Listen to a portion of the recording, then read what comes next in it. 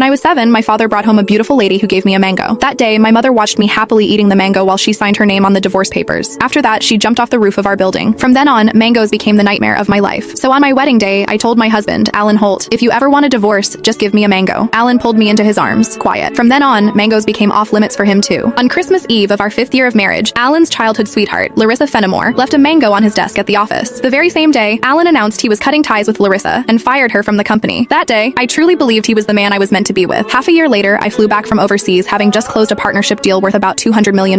At the celebration dinner, Alan handed me a drink. After I had finished half the glass, his so-called childhood sweetheart, the woman who had been kicked out of the company, stood behind me with a big grin and asked, "Does the mango juice taste good?" I stared at Alan in disbelief, and he was trying hard not to laugh. "Don't be mad. Larissa insisted I played a little joke on you. I didn't actually give you a mango. I just gave you a bottle of mango juice." But I think she's right. The fact that you don't eat mangoes is a real problem. You were really enjoying that juice just now. My face went cold. I lifted my hand and threw the rest of the mango juice in his face, then turned around and walked away. Some things are never a joke. I wouldn't kid around with mangoes or divorce. Ms. Mendez, your stomach condition flared up again because of stress and emotional triggers. If there's something you really don't like to eat, you mustn't force it down again. The next time might not just be a stomach ache. We might have to remove part of your stomach. Stay in the hospital for observation for 1 day and contact your family as soon as you can. When I heard the doctor say that, I went completely quiet. For the sake of a new project, I had been overseas for 39 straight days, working day and night, and I finally made it back in one piece. I never expected that at the celebration dinner, 1 glass of mango juice from Alan Holt would land me right in a hospital bed. Out of habit, I tapped open my pinned chat, typed 2 words, and then realized something felt off. Looking closely, I confirmed that it was Alan Holt. He had just changed his profile picture. Now it was a green mango. While I was staring blankly at the chat window, Alan's call came through. He sounded cold. "I'm already home. Where are you?" I said nothing. Any other time, I would soften my voice and act like a spoiled little girl with him. But tonight, I honestly didn't know what to say. Alan sounded annoyed. "Myra, how long are you planning to keep this up? I'm at the hospital." Alan went quiet. He had never shown much interest in my health. He would never have guessed that 1 glass of mango juice from him would send me straight to the emergency room. "Stay put at the hospital. I'm coming over right now." I didn't want to deal with him, but my body was so weak that I didn't feel like moving at all. Time dragged by. The doctor came in to check on me 3 different times, and Alan still didn't show up. Right before I went to sleep, I glanced at my phone one last time and saw Larissa Fenimore's new post on her social feed. "Every time I get hurt, my knight in shining armor shows up. I'm so lucky." The picture under it was a shot of Alan putting a bandage on her. Larissa's profile picture was a yellow mango. It was pretty, but it made me sick. Alan and I had known each other for 10 years, and he had always known exactly where my bottom line was. After so many years in business, he also knew perfectly well how to keep a proper distance from other women. But now, he kept crossing that line again and again. In that case, our marriage and the newest project I had negotiated no longer needed to exist. I had closed a $200 million